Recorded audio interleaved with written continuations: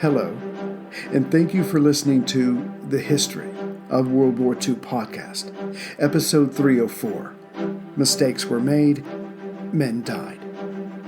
Last time, after the 7th Armored Brigade and the 38th Chinese Division crossed the Ava Bridge, just southwest of Mandalay, the Irrawaddy River spanning structure was destroyed at midnight on April 30th.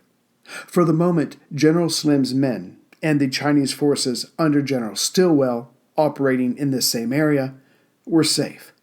However, their retreat had really only just begun. There were still some 150 miles to go before they would deem themselves relatively safe in India. Further, it was only a matter of time before the pursuing Japanese 18th Division, hard on Slim's heels, found their own way across, and other Japanese divisions were advancing as well. The Great Allied Retreat was far from over. This assessment also included the 1st Burma Division, which had crossed more to the west of Mandalay, using ferries. Fortunately, the enemy did not pursue the Allied troops here, while using the slower transportation. However, Japanese air attacks kept the men on their toes. The 1st Burma was grateful for the reprieve, but then headed out. The 1st Burma Division would travel west and then turn north, making for the town of Moniwa, about 65 miles or 104 kilometers west by northwest of Mandalay. The rest of Burma Corps would head more or less directly northwest, about 75 kilometers or 46 miles to Yeu, which would put them about 50 kilometers north of Moniwa. After that, they would head another 20 miles northwest until they reached Kaduma, modern-day Taz. With that village passed, Slim and his would be heading into thick jungle, with a path more than a road waiting for them, which mattered little as, 1, the Japanese were sure to push hard on their own left flank to cut off any retreat to India, and 2, the monsoons were expected to start on May 20th, which gave all of Burma Corps just under 3 weeks to get to India. After that, and probably even before, those dry riverbeds, now being used as roads, would become roaring rivers, which would mean that the Allied troops might not make it out at all, as their equipment surely would not. This route would have Slim's forces traveling northwest until they reached Shuigian, a town on the Chinwen River. From there, they would have to take steamers upriver for about 6 miles until they reached Kalewa. That settlement had a road, of sorts, on the western bank that would be used to reach the Indian border. Of course, there was still the malaria-infested Kabwa Valley to get through, but it was hoped after that the enemy would be left behind. But when was the last time the Japanese did as they were expected, or moved slower than desired? Slim could not remember. Besides which, Slim seriously doubted that he would make good his escape with any of his vehicles or heavy equipment. But as it was imperative to save as much as he could, the innovative Brit ordered a reconnaissance party, plus engineers, to move out ahead, to test the path they would all soon be taking. To determine if he would have to rid himself of his vehicles before too long, Slim also sent out 1 tank, 1 truck, 1 anti-aircraft gun, and 1 single armored car on ahead. If those vehicles could make it, then his invaluable motorized transportation should be able to as well, if the rains did not come any earlier. Then came more potentially good news for Burma Corps. First, Burma Army Headquarters, set up in India, was heading into the expected path of Slim's forces, leaving behind medicine and water, and HQ India itself was supposedly cutting a road between Imphal and the Chinwen River. No one was expecting miracles, but as the last few days of the journey might end up with the troops running, either from the Japanese or the ever-deepening rivers, it was appreciated. As Slim and his staff watched their men go by, all agreed that having the Chinese 38th Division with them had worked out well thus far. The 38th with British tanks and artillery, had given the Japanese 33rd Division a thumping, and not once had General Sun and his men complained to Slim. The reason for this, Slim guessed, was that Sun's men probably never had such real support since joining the Chinese army.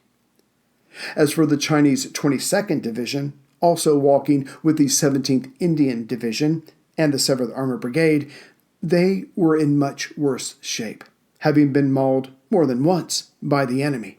But now they seemed to be rebuilding their spirits, finally, again, having real allies. But all these potentially good indications should have made Slim suspicious, because before they had gone too far, General Joseph Stilwell contacted Slim and asked for his Chinese troops back. Well, not so much asked as demanded, as the American had already spoken to overall commander Harold Alexander, who agreed. Stillwell was not trying to be difficult. The scattered Chinese forces, his forces, were still being hounded, even as they retreated, because the Japanese were still pushing north in the country's east to reach beyond Lashio. The Chinese 38th was in a fighting mood and wanted to help their fellow countrymen, but openly told the British that they would miss working with them. As for the 22nd Division, well, they were coming around. Besides, it was always good to have numbers in a fight. Perhaps because of the weakened 22nd Division, it was decided that the 7th Armored Brigade would also go to help the Chinese forces. But Brigadier Anstis was told the duration of this mission would be short, to be ready to catch up to Slim at any moment. On April 30th, when the last of the 1st Burma Division had crossed the Ava Bridge, General Slim was already just north of Moniwa along the Chinwin River. As the town was relatively small and still peaceful, with a monastery nearby, which Slim was using as a headquarters, he had only posted in Moniwa a detachment of Gloucestershires, a few Royal Marines, and some sappers. As 1st Burma Divisional Headquarters was about 4 miles south of Moniwa, with 2 of its brigades, the 1st and 13th, still further south, but coming up the road as fast as they could, Slim did not expect any trouble near his location. And in this moment, he underestimated his enemy. A mistake, to be sure, but perhaps the enemy would not take advantage of it. But then Slim made his second mistake. As soon as the 1st and 13th reached Moniwa, he was going to have one of them cross the Chinwin River there to guard the next part of their exit route. Currently, the 2nd Brigade of the 1st Burma was just across the river, but Slim was anxious to send them further northwest, as he had received reports of Burmese guerrilla activity. The last thing he needed was to have his waiting supplies found and carted away. However, Slim was then reminded that the 2nd Burma Brigade on the west bank had already left, as they had been ordered to move out the night of April 28th. Slim thought about this and then figured all would turn out well, as the other 2 Burma brigades were on their way. At most, there would be a gap of 24 hours with no Allied troops on the west bank of the Chinwin at Moniwa. As Slim and most of his staff had their rather slim meal, again about 4 miles north of Moniwa, a staff officer from Army headquarters had stopped by.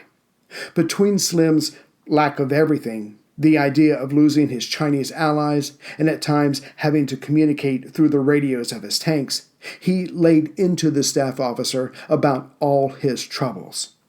Most of this can be attributed to sinking morale while on the retreat and a lack of sleep and hunger, which was all true enough. But the general then ended his unplanned tirade with, "And you can tell Army HQ that!" Just then, one of Slim's men, with incredibly bad timing, walked up. Slim eyed the man, saying, "And what do you want?" The messenger replied, "The Japs have taken Moniwa, and if you listen, you can hear them mortaring." Sure enough, the crowd went silent. Within seconds, the whoom, whoom, whoom could be heard. Then one of Slim's men turned to the visiting staff officer and said, "And you can tell Army headquarters that." Camaraderie was currently non-existent, as Burma Corps was tired of fighting for its life. This double rebuke emanated from fear, fatigue, and failure to hold Burma. But at the moment, the Japanese action shook Slim and his much more than their visitor. He was about to leave and head back to India. Slim had to figure out how to deal with this enemy now in his midst. Should all his forces still south of Moniwa be held up, it would not be long before the remainder of enemy forces were in the area. And as bad as the retreat had been thus far, it was far preferable to a major battle against superior forces while one's back was to a major river. Slim guessed correctly and began beating himself up that he had left his guard down. With no troops on the west bank, the Japanese were able to use barges to come upriver and drop men off near Moniwa, while he had been fighting with one of Alexander's men, who was powerless to change the frightful situation. The real enemy seemed about to instigate another time-consuming battle. Putting aside his anger at himself, Slim would certainly make time later to reproach himself for this lapse in judgment. The British officer started issuing commands. First, a small force would approach Moniwa to confirm that the small Commonwealth force had truly lost the town. Next, he asked himself, what forces are close to hand? The answer was the paltry platoon of Burma Rifles that was protecting Major General Bruce Scott's headquarters south of Moniwa, who were now just as vulnerable as him, given their lack of defense and the enemy's proximity. Next, Slim had his staff gather up whatever forces were nearby. This turned out to be some Cameronians of a Burma Frontier Force detachment and some Burma Mounted Police, about 300 men in total. Slim told Lieutenant Colonel Thomas of the Cameronians to head south and keep any other Japanese forces rushing north in check for as long as he could. To this command, Thomas, who, like all of Slim's officers, had gotten used to doing the impossible with meager means, simply nodded, saluted, and walked away. Another miracle was coming up, hopefully. Meanwhile, the 1st and 13th Brigades were ordered to double-time it to Chengu, about 15 miles south of Moniwa. There, they were to wait for the 63rd Brigade of the 17th Indian Division. That brigade was put aboard a train and rushed north. Once the 3 brigades were together, this force was to rush north and retake Moniwa. But Slim, still mad at himself, wasn't taking any more chances. What else was the enemy going to send upriver?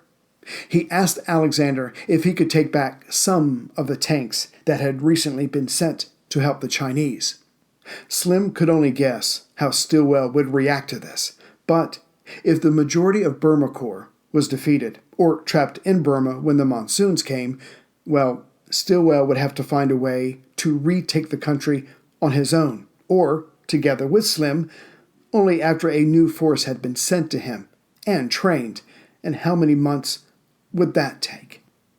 Alexander, thankfully, ordered 2 squadrons of tanks to turn around. One was to be sent to Yeu to the north of Moniwa to make sure the enemy did not pull another surprise there, while the second one would help the 3 brigades attack the Japanese in the town itself. With his orders issued, Slim then started the next phase, the hardest phase of his job. He waited. By the time he went to bed, his staff had packed everything up and loaded it onto their vehicles. Next, the men were told to sleep on the ground next to their trucks. If the Japanese came north from Moniwa, his men would not stand a chance in a fight. Then again, neither would Major General Scott, the commander of 1st Burma, if the enemy went south. Waiting truly was the hardest part. As Slim settled down in the monastery, he split his time between trying to sleep and beating himself up for this mistake that could cost him the majority of Burma Corps. Nothing for it now but to see how it all played out. The question was, had the enemy really taken Moniwa, and would they head north or south? With Slim lying on the abbot's bed, his Burmese defense platoon was on duty. But not trusting them, a few British clerks were told, "No sleep for you tonight," as they were scattered among the Burmese. In truth, Slim had, up until recently, a lot more Burmese troops, but each morning there seemed to be fewer of them. In fact, within the next few days, they would all desert during the night. The truth of the matter was that the Japanese had not taken Moniwa. They had come upriver, but instead of attacking the town directly, they placed one of their formidable roadblocks south of the town, but just above 1st Burma's headquarters. But this was not a reprieve for the Allies. With their roadblock established and no Allied troops on the West Bank, more Japanese and Burma troops were being sent upriver. And at 5 a.m. on May 1st, this larger force attacked 1st Burma headquarters. Major General Scott had his Indian engineers, staff officers, and Indian and British clerks grab their weapons and form a line.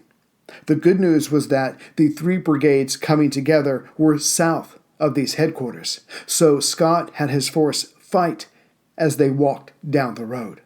The question was, would any of them still be alive by the time they reached the much larger force coming north?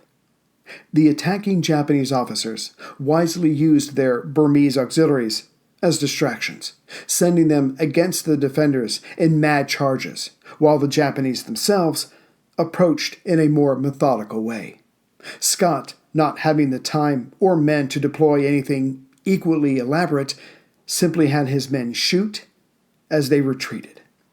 However, numbers tell, and soon Scott's men began to fall. First, all equipment was abandoned, and then all supplies were left behind, as the fighting never let up. Men all around Scott continued to fall. The wounded were carried, which meant fewer men were now shooting back at the attackers. But as this situation truly became dire, Scott ordered everything to be left behind, except ciphers and certain secret papers.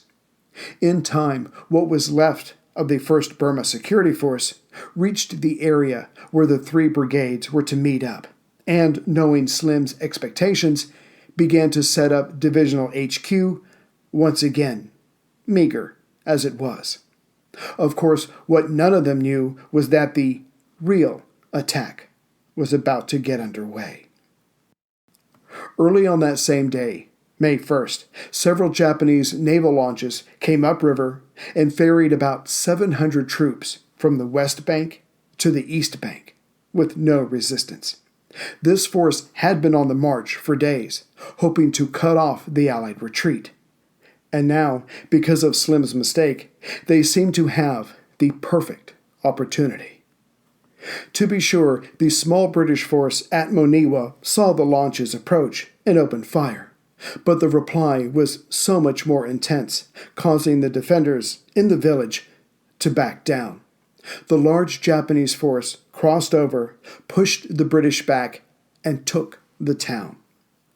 Meanwhile, the 3rd Brigade, the 63rd, that was to meet up with the 1st and 13th, had offloaded from a train about 8 miles away from Moniwa that same morning. On the double, they made for the meeting place. But they were slowed down as Japanese still had troops at the 1st Burma Division's original headquarters location. The 63rd Brigade made short work of this force, but it still took time. Late in the afternoon, the 63rd was met up by a squadron of tanks and the 13th Burma Brigade, just a few miles from Moniwa. Then the 1st Burma Brigade arrived. As it was late in the day, an attack was planned for the next morning. During that day of May 1st, General Slim was getting, at best, sketchy reports of the events around him. The 1st Burma Divisional Headquarters had been overrun. Moniwa had been lost, and the most ominous, the numerous large Japanese naval barges. And not knowing that the three brigades would successfully meet up, and not wanting to make another mistake that would needlessly get more men killed, Slim ordered his headquarters staff to make for Yeu, about 20 miles to the north by northeast. Slim and a few of his officers stayed behind. At Yeu, Generals Alexander and Stilwell were comparing notes, deciding their next course of action. As Moniwa had been lost, Alexander ordered a general withdrawal from that area. Further, he ordered the rest of 7th Armor Brigade back from the Chinese. As for the 17th Indian Division, it, besides one of the brigades that was helping attack Moniwa, was also ordered to Yeu. Losing the tank support, General Stilwell ordered the Chinese 38th Division and what remained of the battered Chinese 5th Army to make for Katha, about 170 kilometers north by northeast of Yeu. This location would allow them to make for China or India, depending on the situation, when they arrived.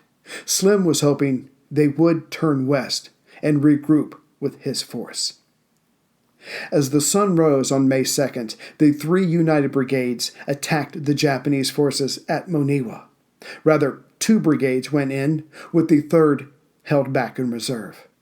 On paper, the British-led force had 15,000 men, but in reality, all 3 brigades had enough men to fully staff only 1 brigade, so some 5,000 men.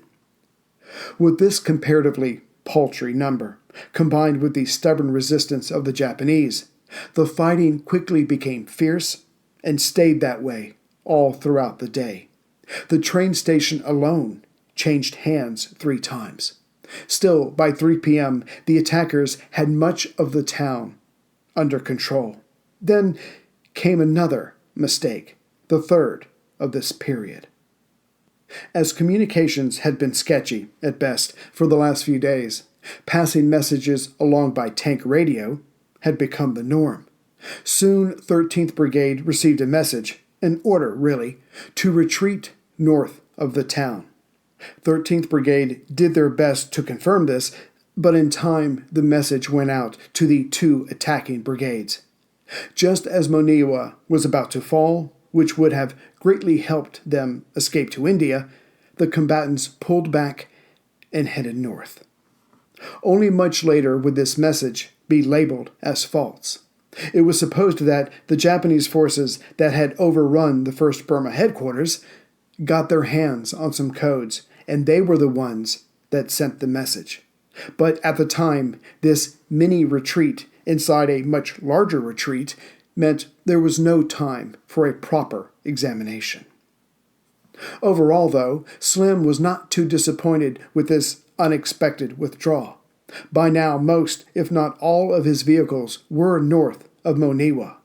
Slim ordered them all to Yeu, where most of Burma Corps, besides those guarding river crosses, were gathering.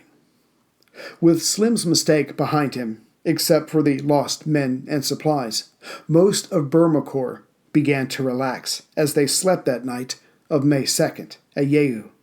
But not Slim, for clearly the Japanese were trying hard to cut off his retreat. Should the enemy take possession of Schwegen, Kalewa, or Kalemyo, points still along their route, their only road to India would be cut off.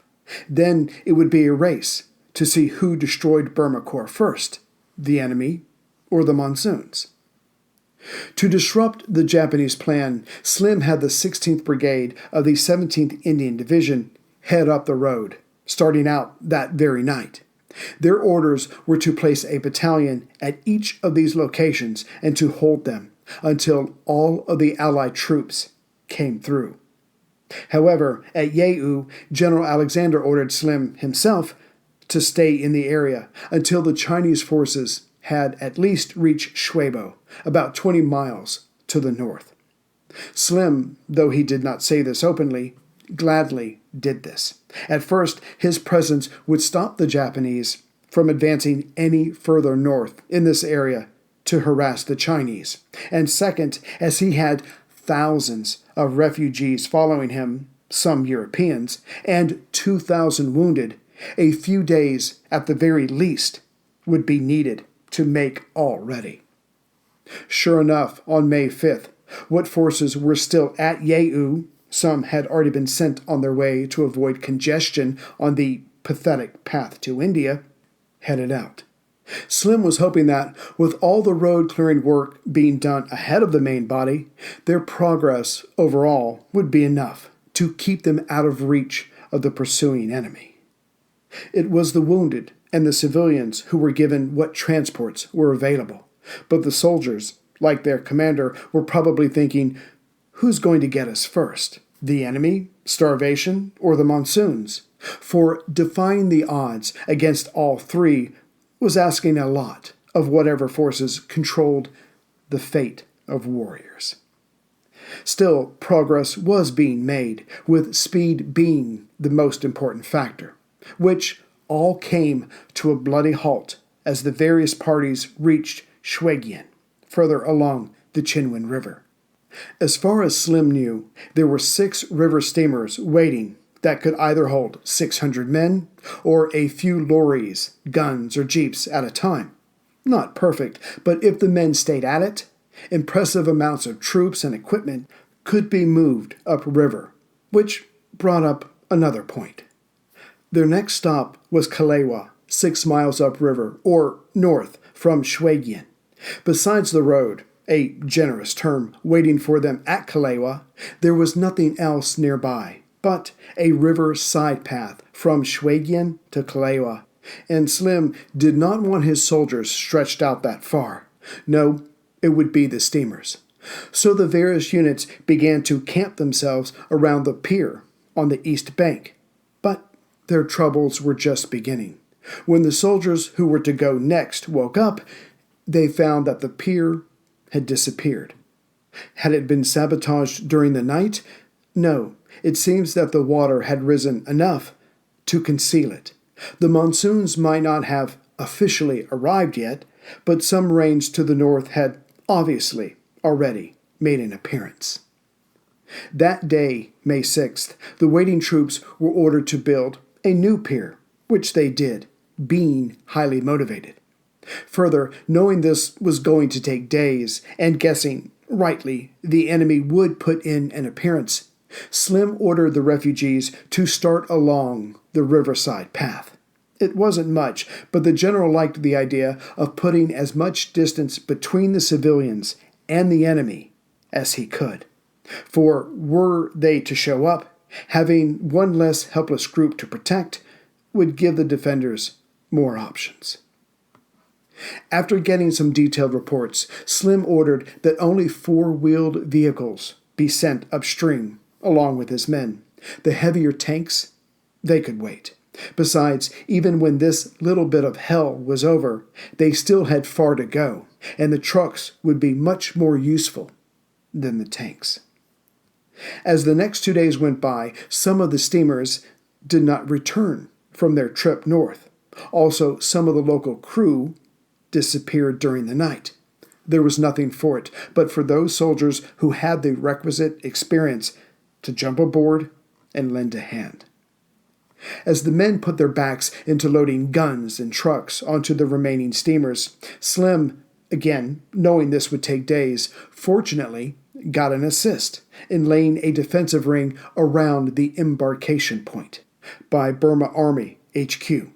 First, the last 1,500 yards of the road before the pier was in a submerged, rather flat area called the basin. Around it were 200-foot high hills, which HQ had sent a force to sit atop to watch out for approaching enemy troops. Next, about 2 miles downriver or south, HQ had set up a floating boom, a small marine flotilla, and a battalion to watch out for any enemy barges. This pleased Slim, as he would not have to break up his own men, who deserved the right to get out of this shambles of a war for a chance to rest before coming back to retake what had been lost.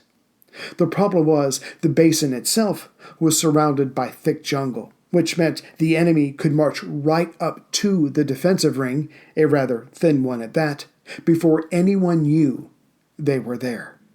Then there was the enemy's air arm, who would be tempted by such a target as this gathering, waiting to cross. Again, there was nothing for it but to hope for luck and time. But sure enough, on May 7th and on the 9th, air attacks were carried out over the waiting troops. Fortunately, few men were hurt, as digging slit trenches had become the standing order of the day. As for the trucks that were destroyed, the view of the men manhandling them was, well, there's a few less we have to worry about. For the last few days, Slim himself had been at Kalewa, 6 miles upriver. He fretted, but tried not to show it. If there was ever a need for a mortal to control time, this was it. But unable to wait any longer, he rowed downriver on one of the steamers early on the morning of May 10th. Just as his foot touched the jetty at 5:30 a.m., red tracer bullets flew over his head, followed by rifle shots, machine gun fire, and mortar explosions. General Slim had returned just in time for the Japanese attack on Shuijian. The shocked Corps commander walked as calmly as he could up the path to Brigadier Roger Eakin's brigade headquarters. Eakin had been put in charge of getting the men upstream. The bullets and shells coming in were generally too high to hit Slim. Obviously, the fighting was inside the basin, but not yet in this immediate area. Still, each time a shell exploded, he wanted to jump into a slit trench, as they were all over the place. But he decided he could not, for how would that look? Walking on, it wasn't long before Slim came across a giant Gurkha hiding behind a little bush. The man was smiling, so Slim asked him what in the hell was he laughing at. This Subedar Major of the 7th Gurkhas, one of the toughest fighting units in the entire war, said, "It was funny to see a General Sahib wandering along, not knowing what to do." Slim was about to give the man what for when he realized the Gurkha was right. He did not know what to do. Information was needed. As he walked away, Slim thought about this bizarre moment and later wrote it down for his memoir on the Burma War. He wrote, "It is a funny thing how differently the various races react to such a situation. A British soldier would have called out to me to take shelter and would have made room for me beside him. The average Indian sepoy would have watched anxiously but said nothing, unless I was hit, when he would have leapt forward and risked his life to get me under cover. A Sikh would have sprung up and with the utmost gallantry dramatically covered me with his own body, thrilled at the chance of an audience. Only a Gurkha would stand up and laugh." Greetings, everyone, from Central Virginia. So, since I haven't done this in a while, I'm going to sneak it in. I just want to thank those who have donated and those who have signed up for membership, who are still supporting the podcast in these trying times. I really do appreciate it. So, as far as those who have made donations, some of you I know where you're from, some of you I do not. I'll do the best I can. First of all, there's Kevin B., who let me know in his message that even though times were hard, he wanted to help out. So, Kevin, thank you very much for that. Then there's John J. F., but it might be J. John F., because I think he explained to me in an email that something had gone wonky with his name. Not his name legally, his name in the email. Either way, John J. F., J. John F., thank you very much. I think you have made several donations over the years. So, again, thanks. There's Darren M. I'm not sure where you're from. I apologize, Darren. There's Robert H. There's James M. from British Columbia, Canada. Then there's Robert H. from Dublin, Ireland. Then there is Edward B. and Martin S. As far as my latest members, And for those of you who don't know, for $5 a month, you can get 2 extra episodes. It's kind of like smaller or backstories of stuff that's going on in World War II. I think there's like somewhere around 170 episodes of that. If you sign up, you'll get access to all those. So anyway, there's Gerardo R. from Brownsville, Texas, who has become a member recently. Thank you. Paul R. from Greenville, Ohio. Austin R. from Garland, Texas. Arnie J. from Trondheim, Norway, Michael S. from Columbus, Ohio, another Michael S. from Southborough, Massachusetts, George A. from Richmond, Virginia. Hey, George, local boy, how's it going? Joseph G. from Long Beach, California, and William L. from Puyallup, Washington. I'm sorry, William. I'm just sure I butchered that one. Anyway, so I'm sure I've missed some people. I'll look through my emails and I'll get the rest of you next time. But it's been a while. So I wanted to do that. Again, I really do appreciate it. And I wanted to give a special thanks to Ramsey Harden, who has been doing a lot of research for me when it comes to the Arcadia Conference and to General Marshall in particular. So when I get to those episodes, just remember Ramsey's the one who did a lot of research, and I'm the one who's just reading. So again, Ramsey, thanks very much. So I will see you as soon as I can with the next episode. And we've almost got the Allies out of Burma. Then I will do the Philippines. And unless I'm missing something else, then we go to the Arcadia Conference. Look at George Marshall, General Marshall, because I'm fascinated by him. And then we'll pick her from there. And of course, then we get back to the Middle East and to Europe. So we're almost done with phase 1 of the Pacific.